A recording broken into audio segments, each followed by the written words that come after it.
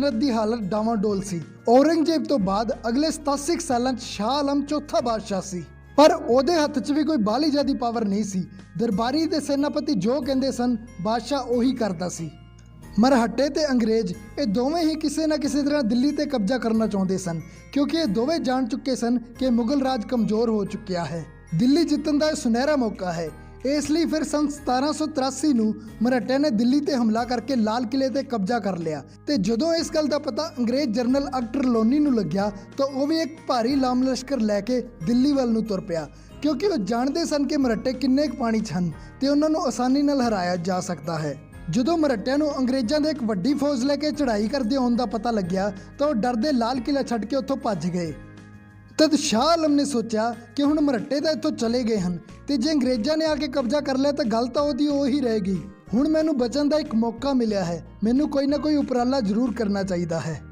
तद वजीरा ने कहा कि हुण तो बचन का सिर्फ इक्को ही तरीका है कि सिख जरनैल सरदार बघेल सिंह जी नूं मदद की गुहार लगाई जाए। इसलिए फिर बादशाह शाह आलम ने अपने दरबार के 3 मुख सलाहकारां नूं भेज के सरदार बघेल सिंह जी नूं उन्हां दी मदद करन दी बेनती की। लोड़ पैण ते हर किसी की मदद करना यह सिद्धांत दसम पिता ने सिखा नूं गुरती विच दिता होया है। इसलिए सरदार बघेल सिंह जी ने पिछले मुगल शासकों के कीते सारे जुल्मां नूं भुला के शाह आलम की मदद करने का फैसला किया। पर सरदार बघेल सिंह जी कौन सन? पूरे भारत ते राज करने वाले मुगल बादशाह ने देश के सैकड़े राजियां ते जरनैलों नूं छड्ड के आखिर इन्हां नूं ही मदद दे लई क्यों चुनिया? आओ पहलां ये जाणीए। सरदार बघेल सिंह जी का जन्म तरनतारन जिले के चंबाल पिंड के धालीवाल जट परिवार विच होया सी। छोटी उम्र तो ही वो घर-बार छड्ड के पंथ की सेवा लई दल खालसा विच शामिल हो गए सन ते जदों करोड़ा सिंघिया मिसल के मुखी सरदार करोड़ा सिंह जी एक लड़ाई विच अकाल चलाना कर गए तो सरदार बघेल सिंह जी की काबलियत नूं देखते हुए उन्हां नूं करोड़ा सिंघिया मिसल की कमान सौंपी गई। हौली हौली सरदार बघेल सिंह ने उत्तर भारत के एक वड्डे हिस्से ते अपनी धक कायम कर ली। जलंधर तो लैके गंगा यमुना ते करनाल तक उन्हां दे घोड़ियां नूं रोकण वाला कोई नहीं सी। करोड़ा सिंघिया मिसल के 12,000 घोड़सवार हर समय उन्हां दे नाल रहिंदे सन। की मुगल, की मराठे ते की अंग्रेज, हर वड्डा जरनैल उन्हां दे नाम तो थर थर कंबदा सी। सरदार बघेल सिंह जी ने अपनी कथनी नूं पूरा करते हुए एक वड्डी फौज ते लाम लश्कर लैके दिल्ली वल चाले पा दिते। सरदार बघेल सिंह जी का खौफ इन्ना सी कि जदों अंग्रेज जरनल नूं उन्हां दे आउण दी खबर मिली तो उन्हां दी अगे वधन दी हिम्मत ही नहीं हुई ते वो अद्धे राह तो ही वापस मुड़ गए। ते जदों शाह आलम नूं इस गल का पता लग्या कि हुण मराठे ते अंग्रेज दोवां दा खतरा टल गया है तो उसकी नीयत बेईमान हो गई। उसने सोचा कि किते हुण सिख ही आके मेरे राज ते कब्जा ना कर लैन। इसलिए उसने दिल्ली वाल वध रहे सरदार बघेल सिंह जी नूं सुनेहा भेजा कि हुण तुहाडी लोड़ नहीं है, तुसीं इत्थों ही वापस मुड़ जाओ। सरदार बघेल सिंह जी नूं यह गल बड़ी ही गलत लगी कि तुहाडे सुनेहे ते ही मैं अपना सारा लाम लश्कर लैके दिल्ली आ रहा सी ते हुण अपना काम निकलदे सार ही तुसीं इन्नी छेती रंग बदल लिया। मेरी इन्नी वड्डी फौज का इन्ने दिन का खर्च कौन देऊगा? तुसीं इस फौज का खर्च दे दिओ, असीं वापस मुड़ जाने। पर शाह आलम ने इस गल नूं बिल्कुल ही अनगैला करता। सिख दिल्ली वाल वधदे रहे।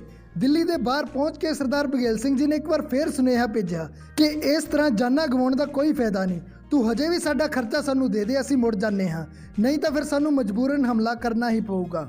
उन्हां समयां ते हर वड्डे शहर के बाहर उच्चियां उच्चियां कंधां हुंदियां सन। मूर्ख शाह आलम ने खर्चा देण दी थां शहर के चारे दरवाजे बंद कर दिते ते शहर दीयां कंधां ते सिपाही तैनात कर दिते तां जो सिख दिल्ली के अंदर एंटर ना हो सकण।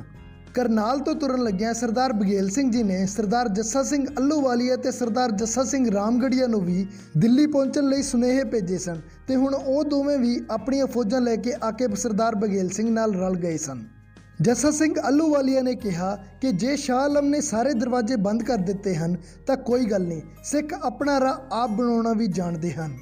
एक वड्डा दरख्त कटवाया गया, उसका तना अगों पेंसिल वांगू तिखा करके सिखां ने उस नाल शहर की कंध ते चोट करनी शुरू की।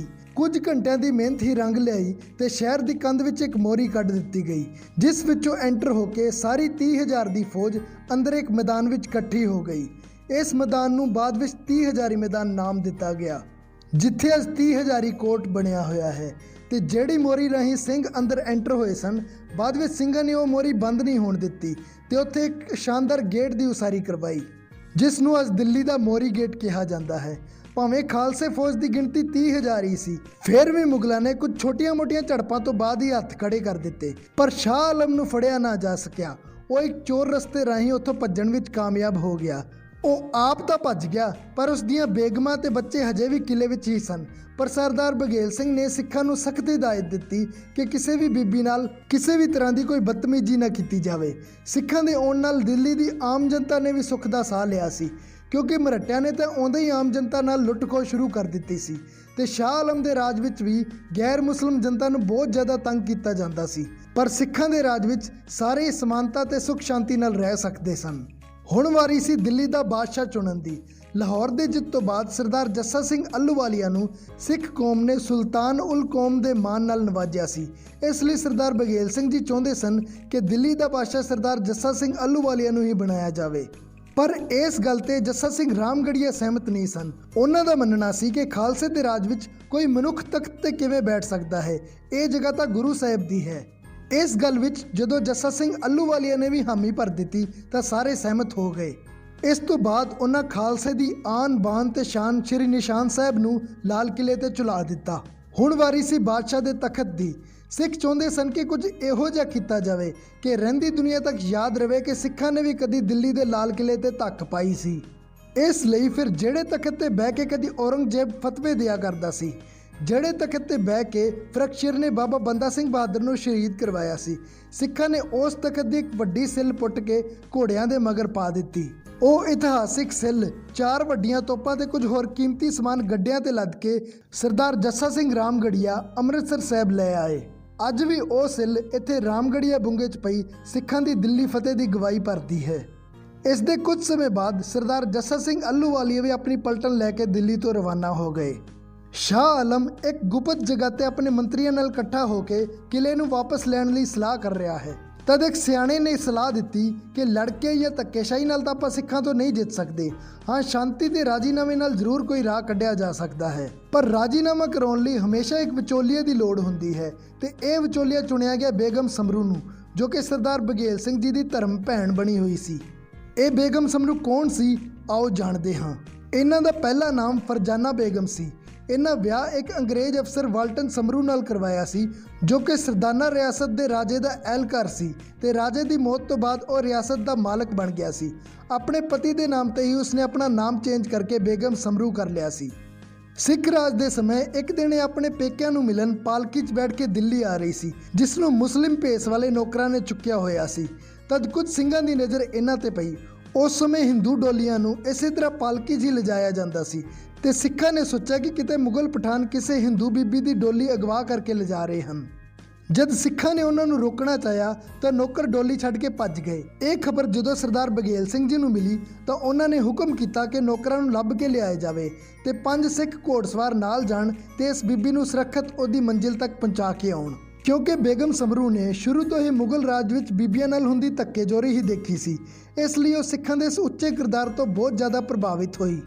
ਉਸਨੇ ਕਿਹਾ ਕਿ ਮੈਂ ਤੁਹਾਡੇ ਸਰਦਾਰ ਨੂੰ ਮਿਲਣਾ ਚਾਹੁੰਦੀ ਹਾਂ। ਤਦੋਂ 10,000 ਰੁਪਏ ਤੇ 10 ਘੋੜੇ ਲੈ ਕੇ ਦਿੱਲੀ ਦਰਬਾਰ ਵਿੱਚ ਗਈ ਤੇ ਭੇਟਾ ਕਰਕੇ ਸਰਦਾਰ ਬਘੇਲ ਸਿੰਘ ਜੀ ਦੀ ਧਰਮ ਭੈਣ ਬਣ ਗਈ। ਬੇਗਮ ਸਮਰੂ ਇੱਕ ਲਾਇਕ ਤੇ ਰੋਸ਼ਨ ਦਿਮਾਗ ਵਾਲੀ ਔਰਤ ਸੀ। ਉਸਨੇ ਵਾਲਟਨ ਨਾਲ ਰਹਿੰਦਿਆਂ ਅੰਗਰੇਜ਼ੀ, ਫ੍ਰੈਂਚ, ਘੋੜਸਵਾਰੀ, ਰਾਜ ਪ੍ਰਬੰਧ ਸਭ ਕੁਝ ਸਿੱਖ ਲਿਆ ਸੀ ਤੇ ਕੁਝ ਸਾਲਾਂ ਬਾਅਦ ਜਦੋਂ ਵਾਲਟਨ ਦੀ ਮੌਤ ਹੋ ਗਈ ਤਾਂ ਰਾਜ ਪ੍ਰਬੰਧ ਦੀ ਬਾਗਡੋਰ ਉਸਦੇ ਹੱਥ ਵਿੱਚ ਆ ਗਈ। ਸਮਰੂ ਬਹੁਤ ਦੂਰ ਦੀ ਸੋਚਦੀ ਸੀ। ਉਸਨੇ ਅੰਦਾਜ਼ਾ ਲਾ ਲਿਆ ਸੀ ਕਿ ਅੰਗਰੇਜ਼ਾਂ ਦਾ ਪ੍ਰਭਾਵ ਦਿਨੋਂ ਦਿਨ ਵੱਧਦਾ ਜਾ ਰਿਹਾ ਹੈ ਤੇ ਅੱਗੇ ਚੱਲ ਕੇ ਉਸ ਨੂੰ ਵੀ ਜ਼ਰੂਰ ਤੰਗ ਕਰਨਗੇ। ਇਸ ਲਈ ਫਿਰ ਉਸਨੇ ਮੁਸਲਿਮ ਤੋਂ ਈਸਾਈ ਮਤ ਧਾਰਨ ਕਰ ਲਿਆ ਤੇ ਅੰਗਰੇਜ਼ਾਂ ਨਾਲ ਹਮੇਸ਼ਾ ਹੀ ਨਰਮ ਰੁਖ ਅਪਣਾ ਕੇ ਰੱਖਿਆ। ਉਸਨੇ ਅੰਗਰੇਜ਼ਾਂ ਦੇ ਕਹਿਣ ਤੇ ਕਈ ਚਰਚਾਂ ਦੀ ਉਸਾਰੀ ਵੀ ਕਰਵਾਈ। ਇਸੇ ਨੀਤੀ ਦੇ ਚੱਲਦਿਆਂ ਅੰਗਰੇਜ਼ਾਂ ਨੇ ਕਦੇ ਵੀ ਉਸ ਨੂੰ ਤੰਗ ਨਹੀਂ ਕੀਤਾ ਤੇ ਆਪਣੇ ਮਰਨ ਤੱਕ ਉਸਨੇ ਆਪਣੀ ਰਿਆਸਤ ਤੇ ਰਾਜ ਕੀਤਾ। ਸਰਦਾਰ ਬਘੇਲ ਸਿੰਘ ਜੀ ਦੀ ਧਰਮ ਭੈਣ ਹੋਣ ਕਰਕੇ ਸ਼ਾਹ ਆਲਮ ਨੂੰ ਬਸ ਬੇਗਮ ਸਮਰੂ ਤੋਂ ਹੀ ਅੰਤਿਮ ਉਮੀਦ ਸੀ। ਬੇਗਮ ਸਮਰੂ ਰਾਜੀਨਾਮਾ ਕਰਾਉਣ ਲਈ ਸਰਦਾਰ ਬਘੇਲ ਸਿੰਘ ਜੀ ਕੋਲ ਗਈ ਤੇ ਕੁਝ ਘੰਟਿਆਂ ਦੀ ਮੀਟਿੰਗ ਤੋਂ ਬਾਅਦ ਆਪਣੀਆਂ ਕੁਝ ਸ਼ਰਤਾਂ ਮੰਨਵਾ ਕੇ ਸਿੱਖ ਦਿੱਲੀ ਵਾਪਸ ਸ਼ਾਹ ਆਲਮ ਨੂੰ ਸੌਂਪਣ ਲਈ ਤਿਆਰ ਹੋ ਗਏ। ਇਹਨਾਂ 'ਚੋਂ ਪਹਿਲੀ ਸ਼ਰਤ ਸੀ ਕਿ ਸਿੱਖਾਂ ਦੇ ਇਤਿਹਾਸਿਕ ਸਥਾਨਾਂ ਦੀ ਨਿਸ਼ਾਨਦੇਹੀ ਕਰਕੇ ਉੱਥੇ ਗੁਰੂ ਧਾਮਾਂ ਦੀ ਉਸਾਰੀ ਕਰਵਾਈ ਜਾਊਗੀ। ਰਾਜ ਨੂੰ ਚੁੰਗੀ ਤੇ ਟੈਕਸ ਤੋਂ ਜਿੰਨੀ ਵੀ ਆਮਦਨ ਹੋਊਗੀ ਉਹਦਾ 37.5% ਯਾਨੀ ਕਿ ਰੁਪਈਏ 'ਚੋਂ 6 ਆਨੇ ਸਿੱਖਾਂ ਨੂੰ ਦਿੱਤਾ ਜਾਊਗਾ ਤੇ ਜਿੰਨਾ ਚਿਰ ਗੁਰੂ ਧਾਮਾਂ ਦੀ ਉਸਾਰੀ ਦਾ ਕੰਮ ਪੂਰਾ ਨਹੀਂ ਹੋ ਜਾਂਦਾ 4000 ਸਿੱਖ ਦਿੱਲੀ ਵਿੱਚ ਹੀ ਰਹਿਣਗੇ। ਇਸ ਤੋਂ ਇਲਾਵਾ ਸਿੱਖਾਂ ਨੂੰ ਫਜ਼ੂਲ ਦਿੱਲੀ ਆਉਣ ਦੀ ਖੇਚਲ ਪਾਉਣ ਲਈ ਸ਼ਾਹ ਆਲਮ ਨੂੰ 3 ਲੱਖ ਰੁਪਏ ਜੁਰਮਾਨਾ ਵੀ ਭਰਨਾ ਪਊਗਾ। ਕੁਝ ਇਤਿਹਾਸਕਾਰ ਇਸ ਫੈਸਲੇ ਨੂੰ ਸਿੱਖਾਂ ਦੀ ਬਹੁਤ ਵੱਡੀ ਭੁੱਲ ਦੱਸਦੇ ਹਨ, ਪਰ ਅਸਲ ਵਿੱਚ ਇੱਕ ਸਮਝਦਾਰੀ ਭਰਾ ਫੈਸਲਾ ਸੀ। ਦਿੱਲੀ ਦੇ ਰਾਜ ਦਾ ਮਤਲਬ ਸੀ ਕਿ ਪੂਰੇ ਭਾਰਤ ਨੂੰ ਕੰਟਰੋਲ ਕਰਨਾ, ਜਿਸ ਦੇ ਲਈ ਲੱਖਾਂ ਦੀ ਤਾਦਾਦ ਵਿੱਚ ਫੌਜ, ਜਰਨੈਲ ਤੇ ਨੀਤੀਵਾਨ ਲੋਕ ਚਾਹੀਦੇ ਸਨ। ਘੱਲੂਘਾਰਿਆਂ ਤੇ ਜੰਗਾਂ ਤੋਂ ਬਾਅਦ ਇੰਨੀ ਤਾਂ ਸਿੱਖਾਂ ਦੀ ਟੋਟਲ ਪੋਪੂਲੇਸ਼ਨ ਵੀ ਨਹੀਂ ਬਚੀ ਸੀ।